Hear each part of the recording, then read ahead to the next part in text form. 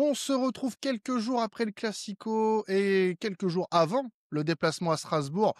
On est très content de pouvoir vous proposer cet épisode. On voulait quand même faire un épisode après classique parce que on a quand même de bonnes choses à dire après ce classique. Cette victoire 14 ans après, l'OM s'est imposé au Vélodrome en Ligue 1 face au Paris Saint-Germain et on est très content de pouvoir vous proposer cet épisode dans la joie et la bonne humeur. Après un classique, c'est pas souvent qu'on peut se le permettre, Maxime, en tout cas.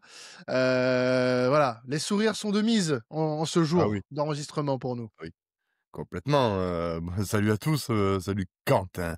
Ah, Heu, oui, non, non, mais oui, ça fait 14 ans donc imaginez-vous quand même qu'il y a une génération entière qui n'a jamais connu une victoire de l'OM contre le ouais. Paris Saint-Germain. C'est quand même énorme, et ça prouve, bah, que, ce que fait Longoria et Benassia depuis 2 ans dans la conception du groupe, bah, ça commence à se voir et ça s'est déjà entrevu face au Real Madrid et on a eu des regrets parce que bon, s'il y avait pas eu cet arbitrage un peu léger, on aurait pu repartir de Bernabéu avec un bon nul et là, ben, on repart avec une victoire face aux champions d'Europe et que j'entende pas dire que c'est l'équipe bis parce que Oui, les parce excuses, voilà, mmh, ça va 5 minutes. voilà, Ça va.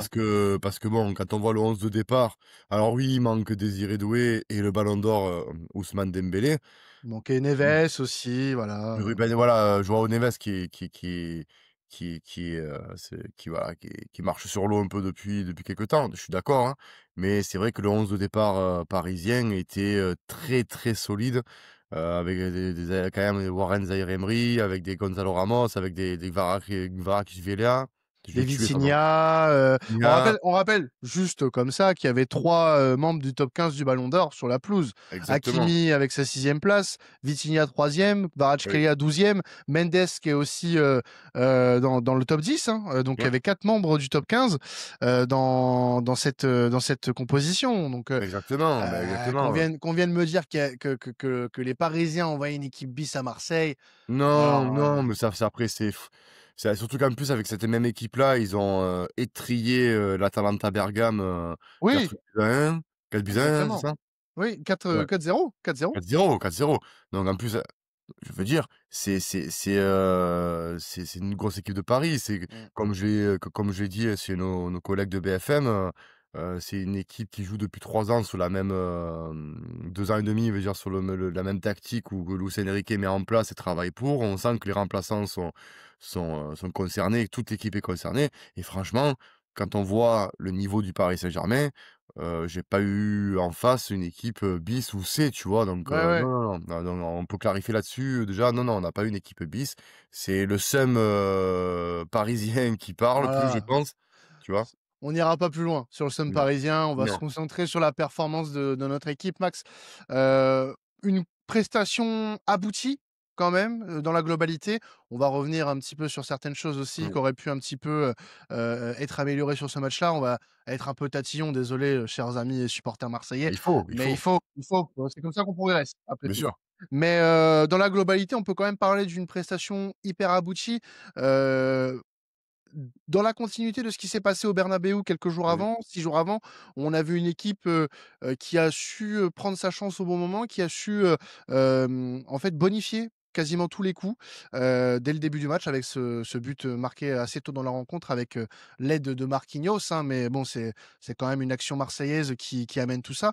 Il y bien avait sûr. eu du danger juste avant en plus, donc c'est pas comme si l'OM avait fait, voilà, figuration dans ce match. L'OM a été acteur de ce match, Bah et oui. mérite totalement sa victoire. Puis il y aurait eu Donc 2-0 s'il y avait pas eu ce petit hors-jeu, ouais, voilà, c'est ça, c'est ouais, ça. ouais, Donc ouais.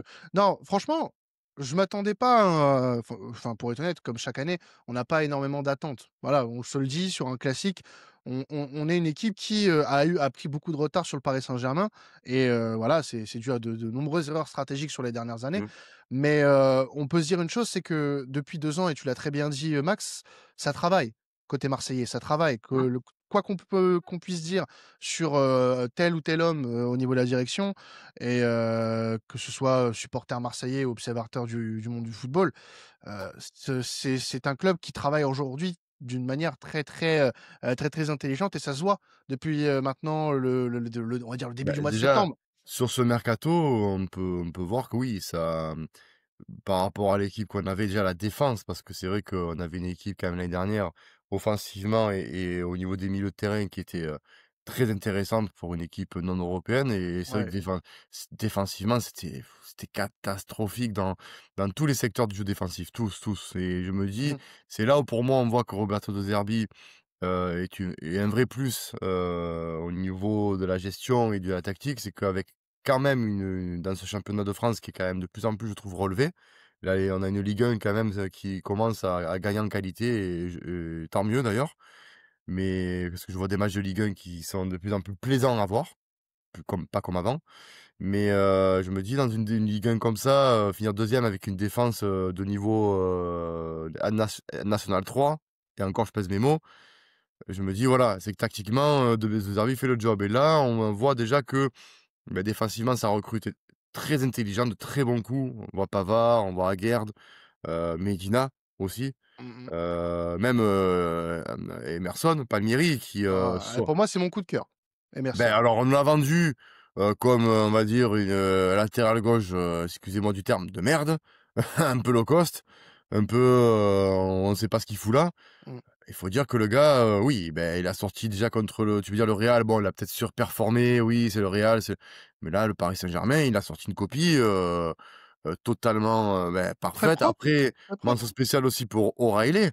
O'Reilly qui, bon, toi, Quentin, tu suis pardon, tu sais un peu plus, c'est la première ligue. Donc c'est vrai qu'il y avait un avis, on va dire très hypé par l'arrivée d'Orail du Danois Ouais. et on te fait confiance parce que c'est vrai que tu es quand même un de chez ALC, tu suis un qui suit le plus la première ligue. Bon, supporter de Chelsea, après personne n'est Oh, parfait. non, Mais supporter, c'est un bien grand mot. Suiveur, ouais, suiveur. suiveur, voilà. Mais Ouais. bon, tu regardes quand même la première ligue, hein, c'est vrai que tu étais le premier à dire qu'O'Reilly allait nous faire du bien. Mmh mh. Et ben, on va dire qu'il est en train de faire fermer des bouches à tous les supporters de bar parce qu'il y avait eu, je sais pas, moi ça m'avait fait rire, moi, il y avait supporters de bar et supporters de télé là sur les réseaux là. Le FC Le Pastis qu'on appelle. c'est ça, le FC Pastis, ouais. Et ben, le FC Pastis, je pense qu'il va avoir la gueule de bois parce qu'O'Reilly, ça fait 2 matchs qu'il fait, 2 matchs qui montrent que, ben, Rabiot est pour ma part totalement oublié. Parce qu'il montre qu'il a, les qualités que Rabiot a. Qualité de relance, qualité de récupération, intelligence de jeu, agressivité, heu, Il y a un truc qui est assez significatif quand on parle de Matt O'Reilly, depuis qu'il est arrivé à Marseille. Le match contre le Real et le match contre Paris, bon, le match contre le Real était passé un petit peu à côté sur sa rentrée. Bon, premier match, voilà, on dans peut un poste oublier. aussi, un positionnement qui était pas le sien, Ouais et puis, effectivement. sur le match contre, le Real, il avait joué un petit peu plus haut que lundi, Mmh. mais, la particularité de Matt O'Reilly et ça se voyait quand il jouait notamment au Celtic, c'est, un joueur qui couvre énormément de terrain. Ah oui. Ça a l'air de rien Ouais, dit comme ça quand on s'attache pas trop à ce genre de détails, mais quand tu as un joueur au milieu de terrain et là, quand il est dans un double pivot comme ça avec Pierre-Emile Højbjerg à côté de lui, ça permet à un joueur comme Pierre-Emile Højbjerg qui peut être parfois en difficulté quand il est un peu trop esseulé, d'avoir un Matt O'Reilly qui va justement aller en soutien, couvrir le maximum de terrain possible pour éviter justement d'être pris à contre-pied, d'être pris en surnombre et là, ça aide justement tout un bloc à pouvoir, défendre correctement, à pouvoir justement couvrir le plus de terrain possible. Pourquoi? Parce que on le voit aussi sur ses récupérations de balles. Matt O'Reilly quand il a le ballon, c'est pas la patate chaude. Il va pas non, prendre le ballon, il va le délivrer au mec qui est à 45 mètres à gauche. Là, ce qui va se passer, c'est qu'il va avancer, il va prendre le terrain et puis là, après, il va trouver les solutions au bon moment et c'est pour ça que je dis que c'est un joueur qui couvre énormément de terrain parce que et par les stats, ça se prouve, c'est un mec qui a quand même fait quasiment un semi-marathon en 2 matchs. bah Voilà, et en termes de distance. bah, on va Donc dire la doublette danoise parce que Pierre-Emile ouais, bien Højbjerg, sûr. on n'en parle pas et Sur le match contre Paris, parce que contre le Real, il est catastrophique. non, beh, Voilà, après voilà, beh, mais tu l'as dit si bien. mmh. C'est ce qui est bien dans ce que tu viens de dire, sans te caresser l'entrejambe, hein, mais Ah ce beh, que vous avez vu, j'avais mes mains là. Pour ceux non, qui non, sont les sur mains sont larges. pour Non, ceux non, qui sont non. sur YouTube, Non, non, non, non, non. j'avais Non, les mains en mais l'air. je veux dire, c'est vrai que voilà, tu l'as dit si bien, Højbjerg était monstrueux, parce que justement, il avait un O'Reilly avec lui qui permettait cela. Bien sûr. Contre le Real, il y avait, O'Reilly en position de 10 un peu hybride, enfin, Mmh. on va dire milieu plus haut, avec, Kondogbia qui était vraiment un 6 pur. Il était vraiment, juste devant la défense à ratiboiser et Højbjerg, on lui demande de jouer le rôle de 8. Alors à l'arrivée, pour moi, ça aurait été plus logique, mais maintenant qu'on a les on connaît les résultats et qu'on sait la physionomie, que limite Højbjerg ne joue pas et que O'Reilly soit à la place d'Højbjerg parce que O'Reilly a cette capacité d'être un peu plus créateur que ce qu'est Højbjerg, en fait. Mais c'est vrai que moi, pour moi, le milieu de terrain de l'Olympique de Marseille, Matt O'Reilly, donc le milieu danois, hein, parce que les 2 sont danois, donc de même sélection, Ouais. Ah bah, ils se Matt connaissent très, O'Reilly, très bien, hein, bien Højbjerg, sûr. Mmh. de ce que j'ai vu, pour moi, ça doit être ton milieu de terrain, titulaire. La Très doublette a bien clairement. marché, la doublette a très bien marché, lundi. Complémentaire. C'est complémentaire comme tu l'as dit, et ça permet, comme je dis, ça permet de libérer un petit peu un Højbjerg pour moi Mmh. dans ce genre de cas-là et Et c'est surtout, très bien. et surtout pas excuse-moi de te couper, mais surtout qu'en plus, dans une rotation, ce qui est bien quand on regarde un peu le banc, ce qui change par rapport à l'année dernière, c'est que tu as un banc, c'est que derrière, tu peux sortir O'Reilly, tu peux mettre un Angel Gomez bon, du coup, moins complémentaire avec Højbjerg. On l'a vu sur les matchs qui étaient moins complémentaires, mais tout qui est quand même intéressant. On peut en changeant Højbjerg, tu peux rentrer Kondogbia, qui est très en forme aussi. Donc cette année, sur le milieu de terrain, je pense que ça va être la concurrence qu'il va y avoir au milieu de terrain va pousser l'homme vers le haut parce que justement, on parlait de Rabiot, oui, le départ de Rabiot, ça affaiblit le Ouais, milieu de il y a terrain. eu des apports aussi avec le mercato, Vermaelen notamment, Je heu, l'oublie lui parce que ouais. lui, si, il revient au niveau qu'il avait donc à Leipzig ou, Mmh avant mh. de se blesser, compliqué parce que lui, il va se casser la tête de Zerbi parce qu'il est très, très fort le Mais garçon. tant mieux Oui. d'un côté. Parce que c'est en plus Vermaelen, c'est un joueur qui, lui est arrivé en prêt avec option d'achat pour 20 millions d'euros. C'est un joueur sur lequel tu peux capitaliser pour l'avenir. C'est encore un très jeune joueur, attention, mais qui peut être très utile dans la rotation. Moi de les seules rentrées qu'il a fait pour le moment, notamment celle contre le Real Madrid, j'ai bien aimé. J'ai bien Mmh. aimé, quand il est rentré contre le Real. Alors après bon, il est à l'origine du penalty, enfin de l'erreur, qui amène le penalty. Mais bon, ça après on peut pas Non. le rendre fautif pour ça, mais dans ce qu'il fait, dans ses intentions, il est intéressant. Donc c'est bien qu'il y ait un casse-tête pardon à ce niveau-là, parce que même un Kondogbia qui, bon, toujours ses problèmes physiques malheureusement, a été bon depuis le début de saison. Mmh. Voilà, je retiens pas un mauvais match de Non. Kondogbia depuis le début. Maintenant, voilà, il y a des choses aussi, disons-le, moi qui m'ont, un peu pas contrarié sur ce match-là. Moi j'ai un truc, alors ça c'est personnel, hem, offensivement Oui. Je pense offensivement, je pense savoir de quoi tu vas parler, je pense qu'on est d'accord, ouais. alors autant sur le point d'un point de vue défensif, on a vu qu'il y avait un step de passé parce que, tu as une solidité énorme. Aguerd, c'est le patron. Voilà, moi je l'appelle comme ça maintenant, c'est le patron. Pavard, lui si alors après s'il pouvait éviter de dégoupiller rapidement dans le match et se prendre un jaune, ça pourrait être, moins dangereux pour le palpitant derrière sur le match. Heu, Je pense que Pavard, il a jamais joué aussi, et pourtant il a fait des gros clubs, hein. Il a fait le mmh, Bayern, il a fait l'Inter. l'Inter, mmh. Je pense qu'il a jamais joué dans des ambiances comme au Vélodrome et je pense que alors je le voyais pas comme ça, je te dis la vérité. Je pensais que ça allait être un gars un peu plus calme, tu Un peu vois? plus timide? Ah ouais, ou un peu plus réservé, tu vois? Et franchement, je le voyais pas comme ça et je me dis Pavard, pour revenir sur lui, franchement, sur les 2 matchs qu'il fait et attention, on prend quand même, je sais pas si les auditeurs sont au courant quand même, on prend quand même ce qui se fait le haut du panier de l'Europe, voire même du monde, parce que bon, faut pas quand même, c'est pas être, faire du prosélytisme de dire que, le football européen est le meilleur au monde. Je pense que ça se vérifie. Mais, quand on voit que le Paris Saint-Germain, quand on voit les prestations défensives, qu'on a eues et face à des clubs comme ça, c'est de très bon augure. Mmh. Après offensivement, je te laisse finir, mais je pense que tu vas arriver à un sujet que je voulais arriver aussi, mais moi aussi j'allais venir sur l'offensif. Bah, alors offensivement, bon, on va pas, être non plus trop dans le fouettage, hein, Non, non, non, on a fait le match qu'il fallait. On gagne 1-0, Au mental, ouais, bien sûr. On n'a pas été ridicule non plus. Il y a eu une occasion de Guiri qui finit sur la barre. On marque un but hors jeu.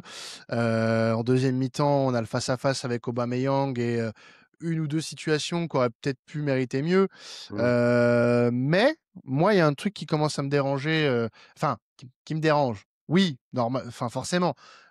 Mais moi, le truc qui commence un petit peu à me faire chier, c'est que sur les gros matchs comme ça, et on l'a vu contre le Real mardi dernier, c'est que des occasions, quand on a peu, contre un adversaire comme ça, il va falloir apprendre à être un peu plus tueur. Je pense à la celle d'Obam, là notamment, au 94e, où tu es face à Chevalier, et il l'avait déjà fait face au Real quelques jours avant. Il va falloir qu'on soit un peu plus tueur. Il va Mmh. falloir qu'on soit un peu plus tueur parce que c'est des matchs sur lesquels on est face à des équipes où elles ont besoin de pas grand-chose pour aller t'en mettre un ou deux. Voilà. Le Real, on l'a vu, il a suffi de 2 erreurs pour que tu marques 2 buts sur penalty. Voilà, Exactement. on perd sur ça. Là, on n'a pas fait d'erreur, fort heureusement. Mais demain, si tu rejoues en Ligue des Champions face à une grosse équipe et que tu refais ce type d'erreur-là et que derrière, ou avant, pardon, tu n'as pas fait le nécessaire parce que tu as eu les situations, tu peux t'en vouloir. Forcément, tu vas t'en Oui, vouloir.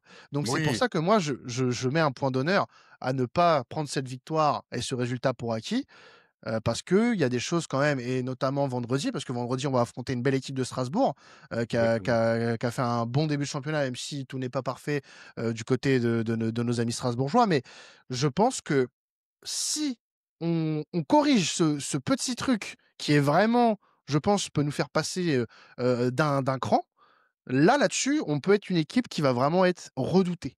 Parce que pour le moment, oui, on sort sur deux matchs assez bons en termes de contenu. Le résultat face au Paris Saint-Germain est bon. On reste invaincu au Vélodrome en championnat après trois Ouais, journées jouées en championnat. Mais il manque ce truc où tu te dis, l'OM est une machine, est un rouleau compresseur en attaque. Et ben, c'est en là fait où, tu vois, je me dis, il manque ça. Il en manque fait, pas si tu veux, grand-chose. il va je pense qu'il y a déjà, il y a un paramètre qui va rentrer en compte, c'est que l'OM, lors de la CAN, va perdre ses 2 attaquants C'est 2 buteurs, vedettes, ouais. Mmh. 2 buteurs.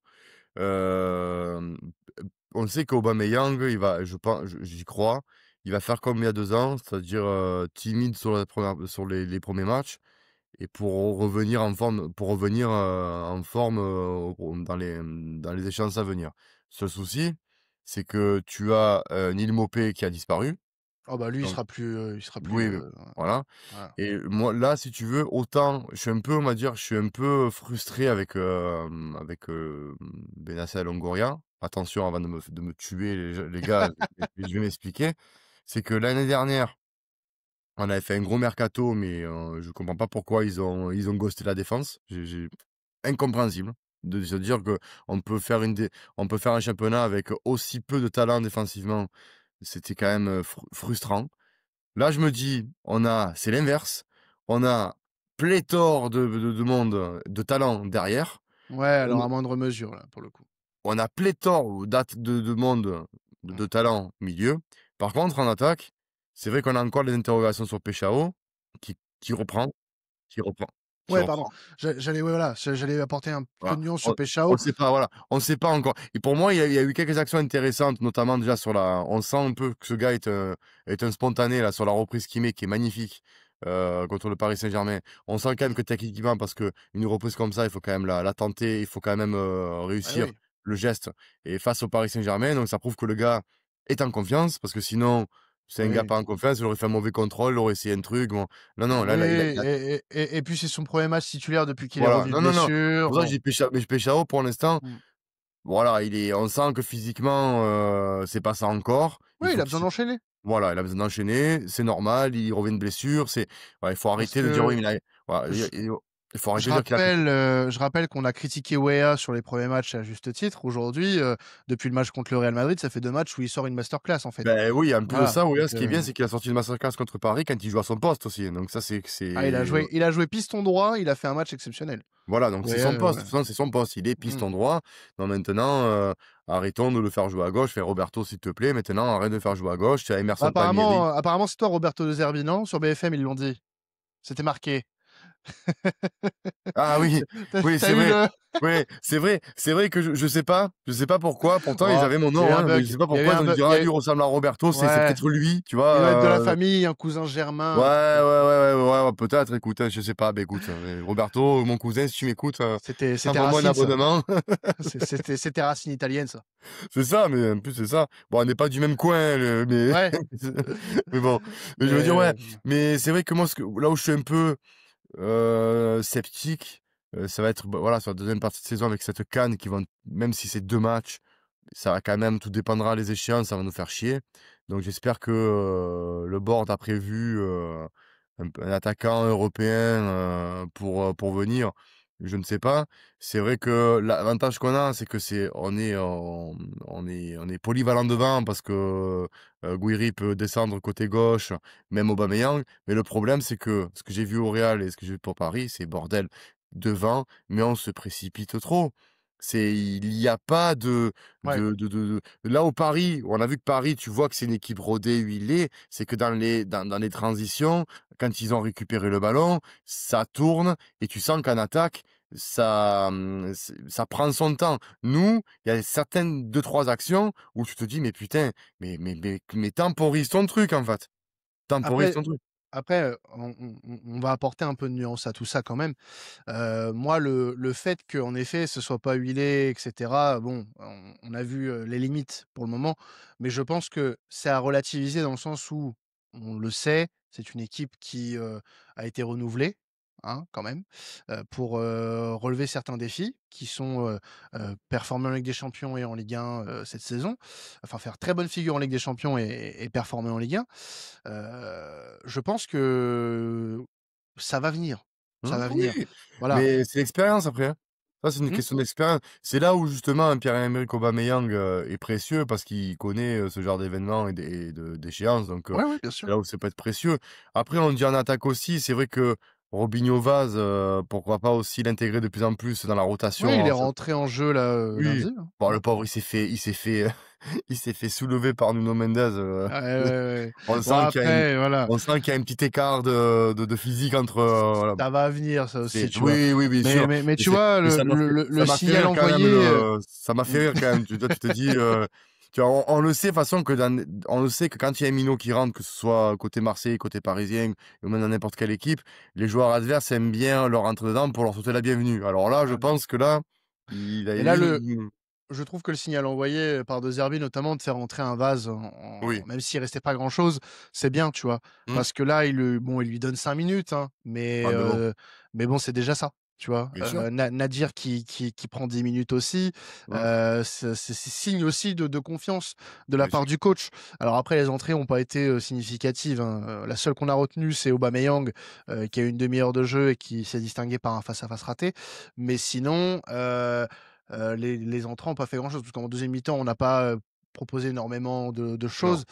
Quand on prend un petit peu les stats en 2e période. Alors après, c'est du kiff-kiff, hein, parce que quand on regarde, avec attention, pardon, les stats, bon, après, fan ou pas fan de ces stats-là, vous êtes libre. Mais en termes d'expected goals, par exemple, l'OM est à 0,56, Paris est à 0,51. Avec, voilà, plusieurs occasions, côté parisien. Il y a 8 tirs côté parisien, 2 côté marseillais. C'est des tirs qui n'ont rien donné côté parisien, à part la frappe, d'Hakimi qui est détournée extremis par Rouli. Bah, il s'est pas passé grand-chose, hein, de leur côté.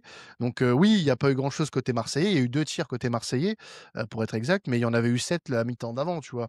Oui, Donc, oui, oui. oui, il y a eu une mi-temps pour chaque équipe, mais, on peut pas dire que, bah, le Paris Saint-Germain ait proposé grand-chose, parce qu'au Bah, final, sur 1 le match mi-temps dans sa globalité, bah, c'est Marseille qui a dominé les débats. exactement, mais 1 mi-temps, 1 mi-temps, il y a 3-0, c'est pas Qui parce serait que qui aurait été choqué? non, parce que tu as Je vous le demande. la frappe de Gouiri qui fait transversale, Chevalier était totalement battu. Le but refusé, on va dire qu'à 2-3 près, à 2 mètres près, s'il y a pas hors-jeu, il y a but. Parce que bon, voilà, il est voilà et plus le CSC du coup de Marquinhos, tu as 3-0, ça aurait pas été un vol absolu. Alors peut-être que ça aurait été, on aurait peut-être relâché la bride et ça aurait peut-être ouvert, Les ça aurait vannes. la vanne, ouais, à 1-0 du coup, ben là, voilà. Après Vraiment, moi, ce que je retiens de ces 2 doubles confrontations, bon, Real et surtout Paris, ce qui amène aussi au match qu'on va parler un peu pour vendredi, Ouais. c'est que déjà, de un on a, et puis je veux dire, il y a le Real, il y a juste avant Lorient. Parce que pour moi, Lorient est, la genèse de tout ça. Parce que Lorient, tu alignes, ta défense que tu vas pour moi, ne doit plus bouger. Oui. Tu alignes Aguerd, Pavard, Medina ou Balerdi. Tout Bah, dépendra. Aguerd Pavard, ça doit plus bouger, Aguerd, déjà. Pavard, pour moi, c'est les 2 qui bougent plus. Après, à voir si Medina, tu le mets à gauche, tu le mets dans l'axe, Non, parce Balerdi. que Balerdi, pour revenir un petit peu sur le cas Balerdi, il a eu quelques petites hésitations au début de match, mais le restant, qu'est-ce que tu veux dire? Non. Propre, très Ah non, propre. mais je le répète, mais je le dis, je le répète, il y a pas Brice, donc je peux pas, je le dis, je le répète, c'est un gars, de un, il ne faut pas lui donner le brassard de capitaine. Ouais, mais Ouais, bon, ouais, voilà, parce ça, que c'est c'est un autre quelqu'un qui, débat. pour moi, ne doit pas être dans la lumière. C'est quelqu'un qui est un besogneux et c'est pas, il doit supporter une certaine pression, mais pas d'être capitaine. Et de 2, c'est quelqu'un qui doit être avec, on va dire un ou 2 défenseurs Mmh. de bon niveau. On l'a vu l'année dernière, c'était catastrophique. Il a été catastrophique parce que lui-même, mentalement, c'est pas un Van Dijk, hein. Van Dijk, tu peux le mettre avec, un joueur moyen à côté, il sera très performant. Balerdi, il faut que tu le mettes avec un défenseur qui ait le même niveau, voire plus haut que lui, Mmh. pour qu'il se sente un peu plus libéré et qu'il fasse des prestations. Et contre le Real, il a quand même mis dans la poche Mbappé, c'est pas rien, hein. Et là, contre le Paris Saint-Germain, bon, il manquait un petit peu de clairvoyance, mais Au ça a début, pas, ouais, au début voilà, ça a pas surtout. duré Mmh. longtemps et il a montré que, sur de ces 2-3 interventions, cruciales qu'il a fait, il a montré que c'était un défenseur qui, en marquage individuel et pour moi, là, pour moi, je l'avoue, est peut-être le meilleur du championnat sur le marquage individuel. En tacle glissé, je pense qu'il a un très, très gros ratio de tacles réussis et tacles réussis quand je dis que dans les pieds en jouant le ballon. C'est un très bon tacleur, c'est un très, très bon relanceur. Par contre, c'est vrai que mentalement, c'est quelqu'un qui n'a jamais été dans des dispositions, sauf l'année Tudor où il a été avec Chancel, Mbemba, où la paire marchait très bien et avec Saliba, j'avais oublié. Mais Mmh. sinon l'année dernière et les années précédentes, on a vu que c'était faible parce que le niveau global de la défense était faible et à lui seul, il ne peut pas régler tous les problèmes. Alors j'entends les supporters dire: «Balerdi, titulaire indiscutable». Pour moi, oui, qu'il soit titulaire, oui, indiscutable non, parce que Medina, c'est très, très fort dans l'axe, Il très, a eu très un fort match dans l'axe. il a eu un match difficile contre le Real quand même, Medina. Il a eu un match difficile contre le Real, je suis d'accord avec toi, mais est-ce qu'il a je veux dire, qui a pas eu un match difficile contre le Real Non, non, défensivement? non, non, non, mais après, il y a eu on a souffert, Ah oui, mais Medina a fait quelques erreurs quand même. exactement. Contrairement à Balerdi, par exemple, tu Oui, vois? Alors après, je vais pas les mettre en opposition parce non, que le non, but non, aussi, c'est qu'un un joueur comme Medina puisse, aussi, servir, à plus l'effectif. d'expérience aussi Heu Balardi sur la Ligue des Champions, hein. et Balerdi, a fait preuve de plus de solidité dans ce Ah genre oui, de rencontre. Donc bien maintenant, sûr. bonifions tout ça, essayons d'avoir quelque chose d'homogène au niveau de la défense en termes de niveau parce que Ben, franchement, depuis le match contre Lorient, on ah voit oui, pas on voit quand même une grosse différence depuis, il y a eu le match contre Lyon avant la trêve, Rennes et PFC quoi. ouais, bah, parce que le PFC, bon, même si tu mets 5-2, défensivement, c'était, Ah c'était compliqué, hein. ça y faisait chaud, quoi. C'était compliqué, surtout le 2e Hem, but du PFC, on s'en rappelle sur la profondeur. Bah, c'est le but Heu, qu'on prend contre Rennes, alignement désastreux et ouais, puis, voilà. Mais voilà, il y a quand même eu quelque chose. Il y a un peu plus de rigueur, beh, défensive, donc c'est là où, disons-le. c'est là où justement tu vas, regarde quand tu fais un peu les turnovers qu'il y a, Egan Riley que je trouve très intéressant, Mmh. dans une rotation, il rentre au milieu d'Aguerd, Pavard. Tu le mets dans de bonnes conditions, Oui, pas, tu c'est un vois? joueur qui va grandir, c'est Voilà, bien c'est ça. c'est c'est mieux que de rentrer avec la défense de l'année dernière où tu joues avec un milieu défensif en guise de centrale et que tu sais pas, tu pries la vierge, tu prends l'eau C'est bénite, ça. voilà. Le changement par rapport à la saison dernière, surtout, c'est que tu vas pas avoir besoin de bricoler pour faire ton effectif Exactement et aussi, il y a un et truc aussi qu'on voilà. voit, et que justement, ça nous servira pour peut-être faire un résultat à la méno, c'est mental. c'est Mmh. que tu as aligné quand même 2 matchs de niveau européen, de très gros niveau européen, où Mmh. tu t'en sors avec une victoire et enfin, une Immérité, défaite, voilà, disons-le, non, mais disons-le, voilà. immérité. Une défaite qui pour moi aurait été un nul, voire même victoire, j'aurais pas Mais dit, voilà.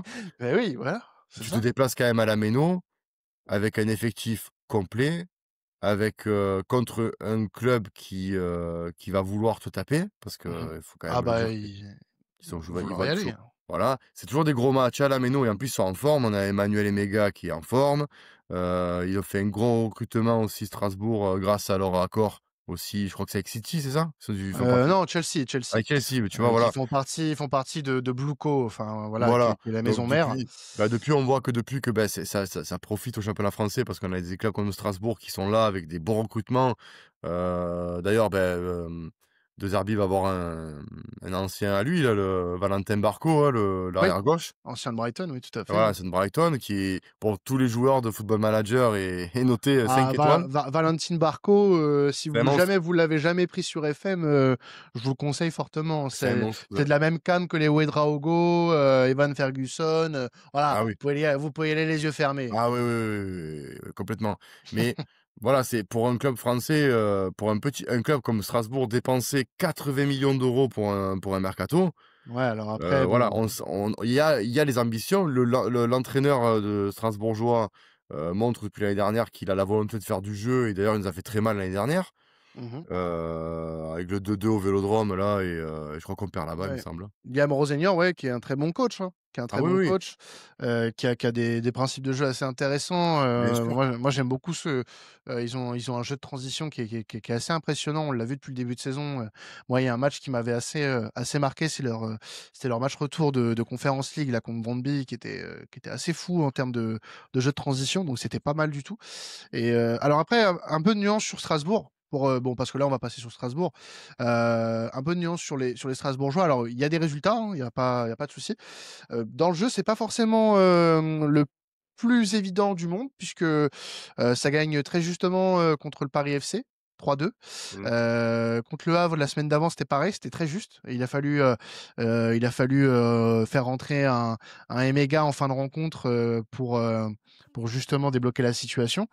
Mais ouais, c'est pas simple. Alors dans le jeu, il y a encore quelques ajustements parce que là aussi, on est sur un effectif qui a beaucoup changé par rapport à l'été dernier, hein. Record de transferts sur une fenêtre de mercato pour le Strasbourg et je crois que c'est le club qui a le plus dépensé cet été en Ligue 1 et qui a enregistré aussi le plus d'arrivées. Comme quoi, c'est possible de faire plus que l'Olympique de Marseille. Ah C'est ce ouais, que ouais. j'étais en train de me dire. Mais du coup, on est encore sur une équipe qui se cherche, alors qu'elle a marqué 12 points, 3 de plus que l'Olympique de Marseille, qui est quatrième aujourd'hui, au moment où on tourne ce podcast. Et du coup, l'objectif pour l'OM, vendredi, ça va être de revenir sur Strasbourg et de coller à ce quatuor de tête qui, alors, là, pour le moment, après 5 journées, ce qu'on voit, c'est que en Ligue 1, et ben, ce sont les équipes qu'on a vues en haut de tableau l'année dernière qui sont, aux mêmes places. Voilà. On voit Ouais, Monaco, on voit il commençait Paris. à y avoir il commençait à y avoir Ouais, une récurrence, ouais, on c'était voit un peu surprise, quoi. Monaco, on voit Paris, on voit Lyon, Strasbourg, Lille, Mmh. Marseille. Après derrière, tu as Lens et Rennes. Pour moi, ça, c'est un top 8 qui a de la gueule. Après, bon, il y a pas Nice. Bon, hein, voilà, pour ceux qui me voient sur YouTube, vous voyez un petit peu, Ben, j'ai envie voilà, de te dire, il y a c'est pas Nice parce que Nice est en train de faire ce que faisait l'OM avant, c'est-à-dire de travailler mal et de faire n'importe quoi. exactement, donc ils étaient contents quand nous faisait pareil, n'importe quoi et que c'était Ouais, eux qui bon. ouais, non. Voilà, bref. Bisous Salut, à mes aiglons, salut hein? les gars, on vous Ouais. embrasse. Bonne 36e place en Europa League, en tout cas on vous le souhaite. Ouais, c'est dommage Mais pour le foot français, mais bon après, après bon, ouais, non, c'est pas mon dos. c'est ça. Mais sinon, pour revenir à Strasbourg, oui, ça va être un match assez intéressant. On a deux équipes qui restent sur deux victoires en Ligue 1. Déjà, Mmh. deux équipes qui sont sur une série, donc c'est très bien. Et c'est là où on va attendre l'OM. Alors pourquoi? Parce que depuis le début de la saison, à l'extérieur, on est très mauvais. Hein, c'est 2 défaites sur 2 matchs, aucun but marqué. Bon, voilà, déjà ça pose le cadre. Il va falloir qu'on se réveille un petit peu à ce niveau-là. Donc, bon, le match contre le Real Madrid nous avait un petit peu consolés, avec, la dynamique qu'on pouvait avoir à l'extérieur. Donc ça peut être, ça peut changer certaines choses, par rapport à tout ça. Il y a des matchs qui se sont passés depuis et une confiance peut-être retrouvée. Donc, j'espère déjà qu'il y a pas eu de casse par rapport au match, face à Paris. Il me semble qu'il y a pas eu de sortie sur blessure, Non. que ça va s'entraîner correctement. Il me semble qu'il y avait, à part Kondogbia, pas de forfait, lundi. Non, mais Donc, tu normalement tu as un groupe complet. Tu as un groupe oui, complet pour mais normalement, je pense, tu vois, il y a eu ce phénomène, cet épiphénomène du début de saison, où il y avait eu on a appris que pendant l'été, il y avait des problèmes de comportement, on l'a appris bien plus tard. Il y a après eu derrière très rapidement cette affaire Rabiot qui nous a plombés et qui apparemment aurait plombé le groupe. Comme quoi c'était peut-être un peu trop, inventé, si j'ai envie de dire, voilà, parce que quand on voit la presta contre le Real et contre l'Orient, il y mmh. avait c'est le problème, c'était pas mental, c'était tactique et Je vais juste donner un exemple parfait à ce que tu viens de dire. Est-ce que vous trouvez qu'un joueur dérangé, émotionnellement, aurait fait les 2 matchs qu'on vient de voir contre le Real et contre le Paris Saint-Germain comme Rouli l'a fait? non, Est-ce que vous pensez qu'un mec qui aurait soi-disant très mal vécu ce qui s'est passé à Rennes, fasse la meilleure perf pour un gardien en Ligue des Champions depuis des années et aurait sorti un très gros match encore une fois? Parce qu'on n'a pas parlé de Rouli, mmh, face au PSG, mais il a sorti quelques parades, décisives. Est-ce qu'un mec qui aurait eu l'intention de partir aurait été extrêmement touché par tout ça, émotionnellement, aurait eu disons-le, la capacité, à sortir des gros classiques comme ça? Moi, je pense pas. non, après je pense qu'il y a eu vraiment quelque chose de néfaste dans cette affaire-là. Heu, Comme l'a dit Benassia, je pense que Rabiot, c'est pas le joueur, qui est en cause, c'est plutôt l'entourage. Oui. On ne sait pas tout, on le saura peut-être un jour. Bon après si on le sait pas, au pire, c'est pas très, Non, mais très ça grave. m'étonnerait pas qu'il y ait des demandes spécifiques qui polluaient, tu sais, Mmh. des trucs un peu c'est bizarre quand même que ce joueur-là étant parti, la tactique n'est plus la même et que tu te sors quand même 2 et alors que pourtant, les joueurs sont quasiment les mêmes, tu vois?